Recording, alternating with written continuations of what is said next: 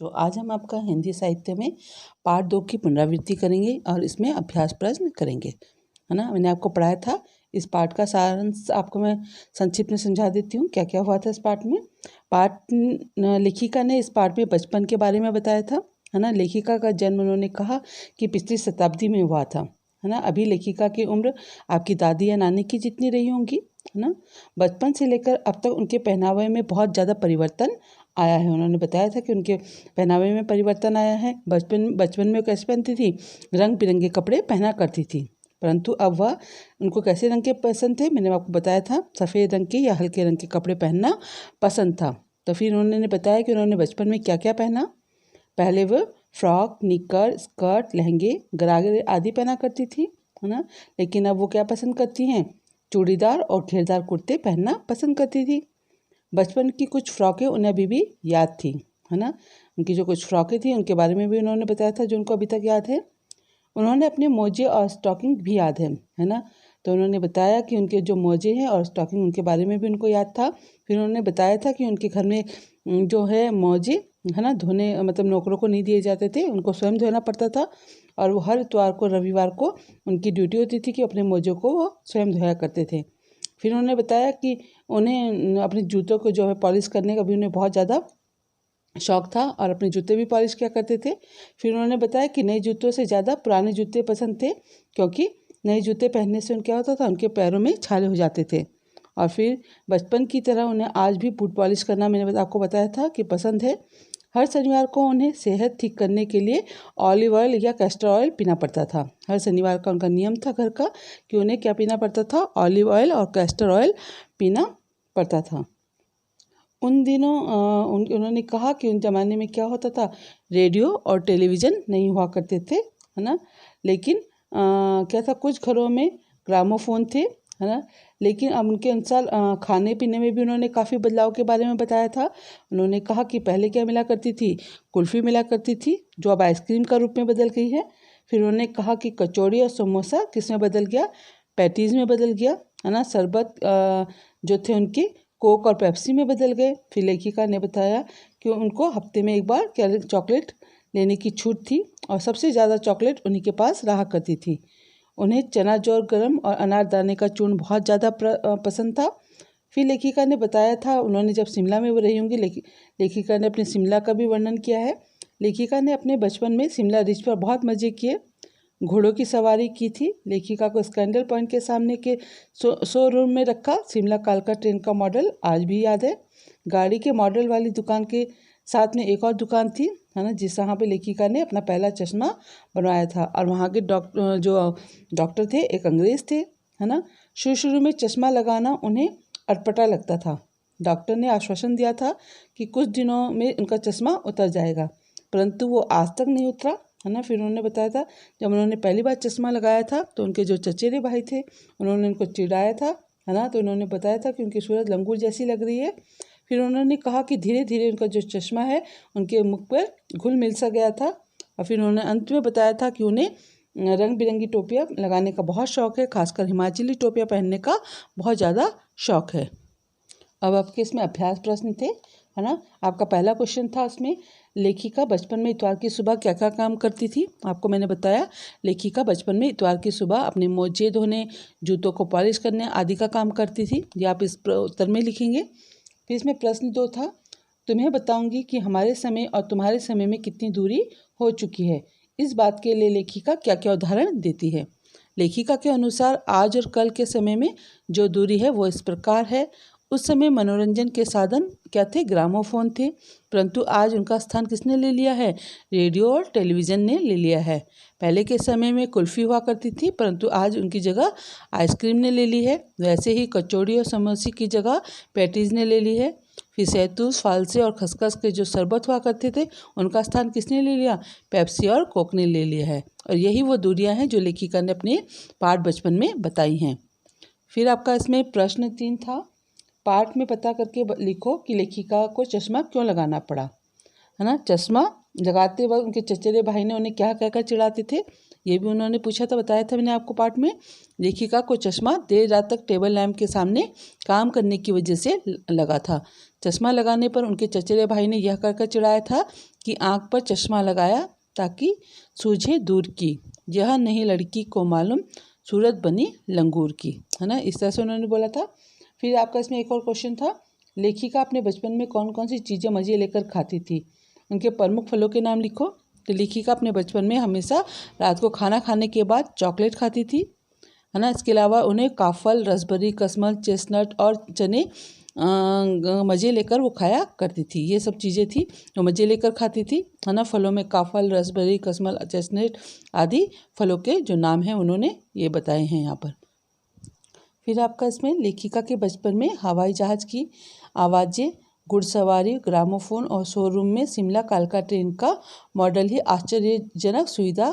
आश्चर्यजनक आधुनिक चीज़ें थी। आज क्या क्या आश्चर्यजनक आधुनिक चीज़ें तुम्हें आकर्षित करती हैं, उनके नाम लिखो। आपको उनके नाम लिखने हैं। जैसे मैं बताती हूँ आपको, बच्चों का क्या स्मार्टफोन, टेलीविज़न, कंप्यूटर, रोबोट आदि ये सब चीज़ें पसंद होती हैं। आप उनके नाम लिख सकते हो, है ना। फिर इसमें प्रश्न तो है आपका, अपने बचपन की कोई मनमोहक घटना याद करके आप विस्तार से लिखो। या आप स्वयं करेंगे कि आपकी कोई बचपन में कोई ऐसी घटना हो जो मन को मोहती हो, जो आपको अभी तक याद हो, है ना। उस घटना को आप स्वयं करेंगे, इसको लिखेंगे यहाँ पर। फिर इसमें है अनुमान और कल्पना में। सन 1935-40 के लगभग लेखिका का बचपन शिमला में अधिक गुजरा। उन दिनों के शिमला के विषय में जानने का प्रयास करो। हमने पाठ पढ़ा था, लेखिका ने क्या क्या बताया, हम उसी के अनुसार उसको लिखेंगे। सन 1935-40 में शिमला की सुंदरता अत्यधिक आकर्षक थी, है ना, क्योंकि हरा भरा रहा होगा। आज भले ही प्रत्येक चीज़ का नवीनीकरण हो चुका है, लेकिन उस समय भी चॉकलेट, पेस्ट्री की विशेष विशेषता, खट्टे मीठे लाल का फल, चना, जोर गरम व अनारदाने का चूर्ण भी लुभावना था, है ना। दूसरी ओर रिज पे घूमना, घोड़े की सवारी करना, चाकू के पहाड़, ऊंचाई पर स्थित चर्च, मॉल, स्कंदर पॉइंट आदि भी ऐसे स्थान थे जो लोगों का आकर्षण का केंद्र था, है ना। ये चीज़ें उन्होंने बताई थी अपने उसमें पाठ में, अब इन्हें भी हम लिख सकते हैं। फिर आपका अगला प्रश्न था इसमें, लेखिका ने इस संस्मरण में सर्वर के माध्यम से अपनी बात बताने की कोशिश की है, लेकिन सर्वर का कोई परिचय नहीं दिया। अनुमान लगाओ कि सर्वर कौन हो सकता है ना। इस पाठ में सर्वर का नाम उन्होंने 2 जगह लिया था। पहला प्रसंग जूतों का, लेखिका लिखती है, सर्वर मुझे आज भी पॉलिश करना अच्छा लगता है। दूसरा प्रसंग जब लेखिका ने कहा था कि क्या सर्वर स्कैंडल पॉइंट के ठीक सामने उन दिनों एक दुकान हुआ करती थी जिसके शोरूम में शिमला कालका ट्रेन का मॉडल हुआ करता था। इन दोनों प्रसंगों से यही अनुमान लगाया जा सकता है कि सर्वर या तो लेखक के बचपन का कोई मित्र रहा होगा, या कोई इंटरव्यू ले रहा होगा, है ना, पत्रकार हो सकता है, या परिवार का कोई बच्चा हो सकता है जो शिमला में उनके साथ रहा करता होगा। इनमें से कोई भी हो सकता है ना। अब हम आपके अति लघु प्रश्न उत्तर करेंगे। पाठ बचपन की लेखिका का क्या नाम था, बताओ कौन किसी को पता है। पाठ, है ना, बचपन की लेखिका का नाम क्या था, पता है किसी को? कृष्णा सूक्ति, कृष्णा सूक्ति, है ना। ये आपका एक प्रश्न हो गया। प्रश्न दूसरा था आपने इसमें, लेखिका को हर शनिवार को क्या पीती थी लेखिका, किसी को पता है इसका आंसर? लेखिका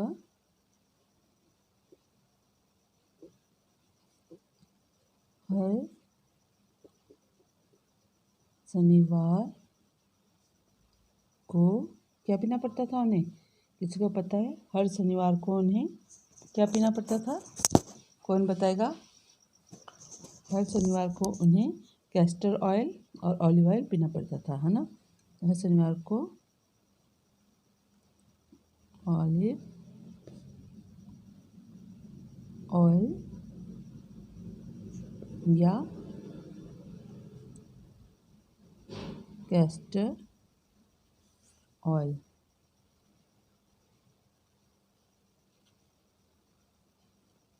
पीना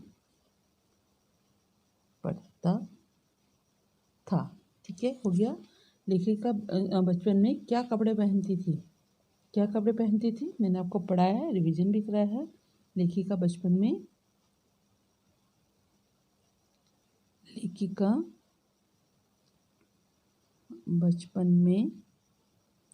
क्या पहनती थी, फ्रॉक, है ना, फ्रॉक पहनती थी, निकर होकर स्कर्ट, लहंगे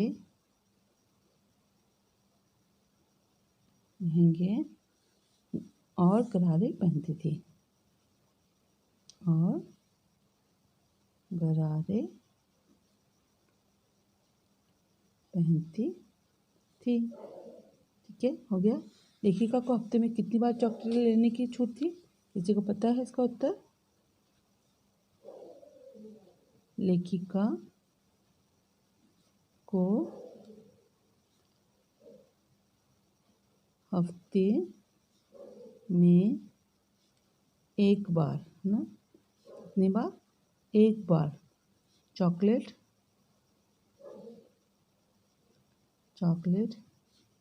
लेने की छूट थी, है ना। एक हो गया। फिर शिमला में पिछली सदी में सबसे तेज रफ्तार से चलने वाली कौन सी ट्रेन थी? बताया, किसी को पता है इसका आंसर? है ना, शिमला में पिछली सदी में सबसे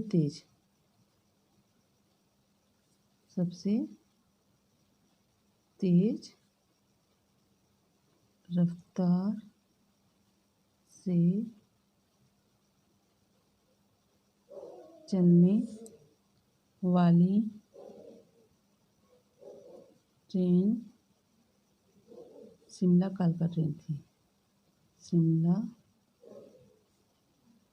कालका ना, कौन सी थी? शिमला कालका ट्रेन थी।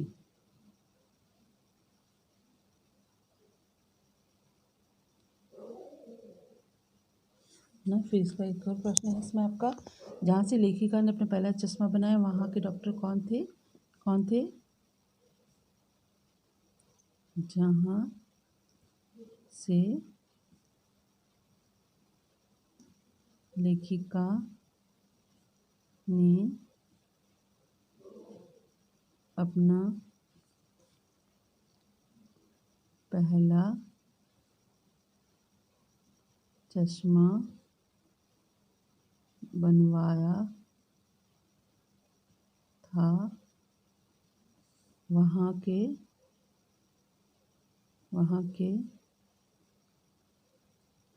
डॉक्टर एक अंग्रेज थे। ठीक है ना। आपके इसमें भाषा की बात में, है ना, क्रिया में से भी भाववाचक संज्ञाएं बनती हैं, जैसे कि मारना से मार, काटना से काट, हारना से हार, सीखना से सीख, पलटना से पलट और हड़पना से हड़प आदि भाववाचक संज्ञाएं बनी हैं। तुम भी इस संस्मरण में कुछ क्रियाओं को छाट कर लिखो और उससे भाववाचक संज्ञा बनाओ। आपको जो पाठ दिया गया है उसमें से आपको कुछ भाववाचक संज्ञाएं बनानी क्रिया से छाट कर। ठीक है, कुछ मैं यहाँ पे लिख रही हूँ, बाकी आप अपना आप करना। जैसे कि आपके उसमें था चमकना, है ना, चमकना क्रिया हो गई, इससे क्या बनेगी? चमक। और क्या था आपके उसमें? खरीदना, है ना, खरीदना से क्या बनेगा? खरीद, ऐसे, है ना। और कुछ था उसमें? उभरना का उभर। और क्या था? समझना का समझ, है ना। इस तरह से आप और भी उसमें से कर सकते हो। समझ। ठीक है, फिर इसमें दिया है आपका, इसमें 4 दिन, कुछ व्यक्ति, 1 लीटर दूध आदि शब्दों के प्रयोग पर ध्यान दो तो पता चलेगा कि इनमें 4, कुछ और 1 लीटर शब्द से संख्या या परिमाण का आभास होता है। क्योंकि यह संख्यावाचक विशेषण है तो इनमें भी 4 दिन से निश्चित संख्या का बोध होता है, इसलिए इसे निश्चित संख्यावाचक विशेषण कहते हैं। और कुछ व्यक्ति से अनिश्चित संख्या का बोध होता है होने से अनिश्चित संख्यावाचक विशेषण कहते हैं। इसी प्रकार 1 लीटर दूध से परिमाण का बोध होता है, इसलिए परिमाणवाचक विशेषण कहते हैं। तो इसमें आपकी बुक में दिया था, इसमें कुछ नीचे लिखे वाक्यों को पढ़ो और उनके सामने विशेषण के भेदों को लिखो। उसने लिखा था मुझे 2 दर्जन केले चाहिए, है ना। तो 2 दर्जन केले में क्या आएगा आपका, बताओ। दर्जन में गिन रहा है, काउंटिंग हो रही है, तो निश्चित है आपका। किस में आएगा ये आपका, निश्चित संख्यावाचक विशेषण में, संख्यावाचक विशेषण में, है ना। ये दूसरा था इसमें, जैसे इसमें दिया है 2 किलो अनाज दे दो, अनाज दे दो, ठीक है। 2 किलो अनाज दे दो, तो इसको क्या बनेगा, क्या 2 किलो काउंटिंग हो रहा है, परिमाणवाचक में आ रहा है, लेकिन आपको निश्चित संख्या का बोध हो रहा है इसमें, तो क्या आएगा आपका ये निश्चित परिमाणवाचक में, क्योंकि तोल रहे हैं इसको, है ना। परिमाणवाचक विशेषण यहाँ पे आएगा, है ना। फिर आपका दूसरा दिया कुछ बच्चे आ रहे हैं, कुछ बच्चे आ रहे हैं, ठीक है। तो इसमें ये कुछ बच्चे हैं, काउंटिंग नहीं हो पा रही है, तो अनिश्चित संख्यावाचक में आएंगे ये, है ना। अनिश्चित संख्यावाचक विशेषण में, ठीक है। फिर इसमें था आपका एक और, सभी लोग हंस रहे थे, सभी लोग हंस रहे थे, है ना। तो सभी लोग में भी क्या आएगा, काउंटिंग नहीं हो पा रही, कितने थे, कितने लोग हंस रहे ये नहीं पता है, ये भी अनिश्चित संख्यावाचक में आएगा आपका, है ना। हमें काउंटिंग में नहीं पता है इसका कि कितने बच्चे, कितने लोग हंस रहे हैं, तो अनिश्चित संख्यावाचक में ये मनुष्यों को हम काउंट कर सकते हैं, है ना। तो इसलिए अनिश्चित संख्यावाचक विशेषण में आएंगे। पढ़ा है ना आपने विशेषण, फर्स्ट सेकंड थर्ड से पढ़ते आ रहे हो आप लोग, आपको इतना ज्ञान होना चाहिए, है ना। जब मैं आपको आपका व्याकरण पढ़ाऊंगी तब मैं आपको विशेषण भी पढ़ाऊंगी, है ना। लेकिन फिर भी आपको थोड़ा बहुत ज्ञान तो होना चाहिए इसका। उसके बाद उसमें लिखा तुम्हारा नाम बहुत सुंदर है, तुम्हारा नाम बहुत सुंदर है,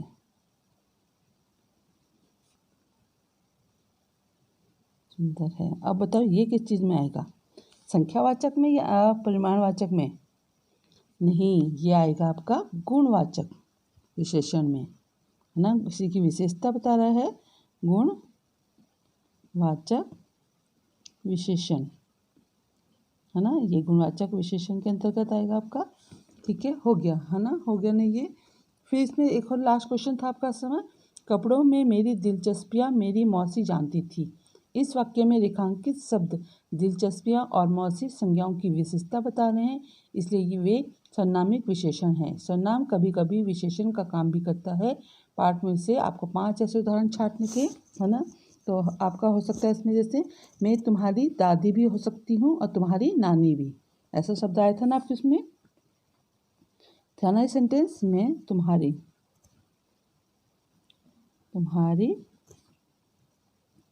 दादी भी हो सकती हूँ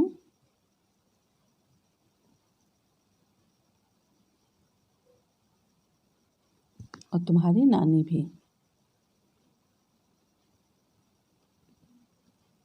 तुम्हारी नानी भी, है ना। योग्य सेंटेंस, जैसे खोलो आपका, हमें अपने मोजे खुद धोने पड़ते थे, है ना। हमें अपने मोजे खुद धोने पड़ते थे, खुद धोने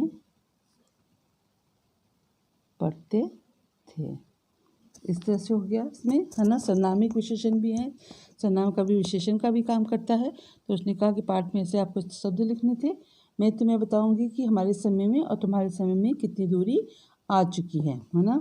ये भी था आपका तुम्हें बताऊंगी